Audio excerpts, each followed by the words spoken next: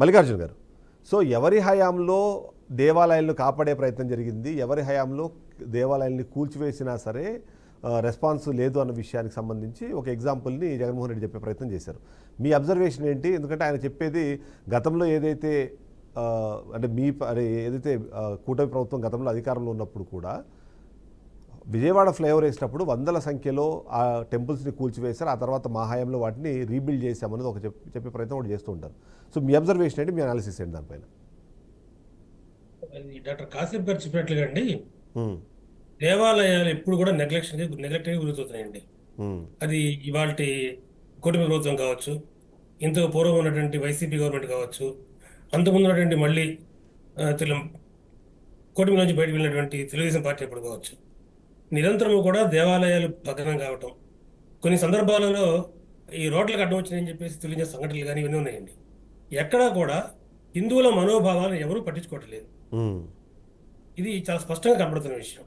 ఎందుకంటే హిందువులు ఐకమత్యంతో లేరు కాబట్టి వీళ్ళు పెద్దగా దీన్ని ప్రొటెస్ట్ చేయరు కాబట్టి ఇది జరుగుతుందండి. ఉదాహరణకి కాశీనయన దేవాలయాన్ని తీసుకోండి, అది అటవీ భూమే కాదా దేవాలయ భూమి అనేది దేవాలయ భూమి అనుమానం లేదు.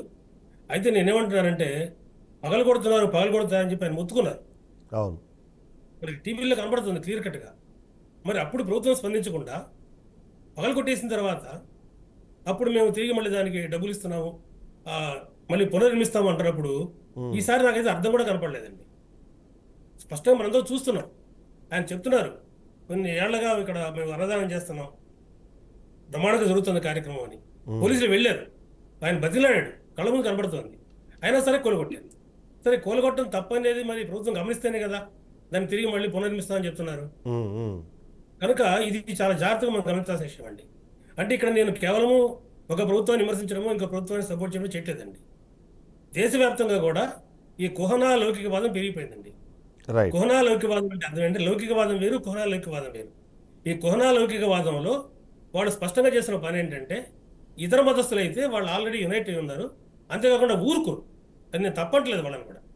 ఈ యొక్క వేరే విధి క్షేత్రాలకు వెళ్ళినప్పుడు ఆ దేవాలయం మీద వెళితే, వాళ్ళ మసీదుల మీద వీటి మీద వెళితే, చర్చి మీదకి వెళితే వాళ్ళ ప్రొటెస్ట్ చాలా తీవ్రంగా ఉంటుందని వాళ్ళకి తెలుసు. అందులో అక్కడికి పోవటం లేదు వీళ్ళు. అదే హిందూ దేవాలయాలు అయితే ఇష్టం వచ్చినట్టు దొరుకుతున్నాయండి. గుంటూరులో స్వామి వివేకానంద విగ్రహం కట్టుకోవడం జరిగిందండి. ఎన్ని వందల వేల విగ్రహాలు ఇవ్వండి, ఇవాళ రాజకీయ నాయకుల విగ్రహాలు ఎన్ని లేవు, ఏ పార్టీ చెందిన లేకుండా పోయినాయి, వాళ్ళు ఇష్టం వచ్చినట్టు కట్టుకుంటున్నారు. ఒక్క స్వామి వివేకానంద విగ్రహాన్ని కట్టినైతే దాన్ని పగలగొట్టడానికి నిరంతరం ప్రయత్నం చేశారు. అప్పుడు హిందూ సంఘాలన్నీ కూడా చాలా తీవ్రంగా ఎదుర్కొంటే తప్పితే అక్కడి నుంచి బయటపడలేకపోయాం.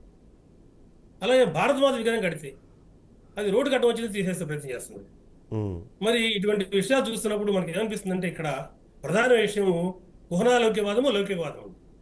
లౌకికవాదం అంటే అన్ని మతాలని అన్ని ధర్మాలని సమానంగా చూడటం.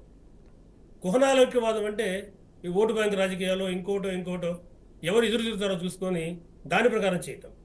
ఇక్కడ కుహనా లౌకికవాదమే నడుస్తుందండి. రైట్. కాబట్టి దీన్ని మనం ఖండించాల్సి ఉంటుంది. ఏ ప్రభుత్వం కావచ్చు, జరిగిన విషయాలు కావచ్చు. కానీ ఇది దృష్టిలో పెట్టుకొని మాత్రమే మనం దీని గురించి ఆలోచించాల్సిన అవసరం ఉందండి.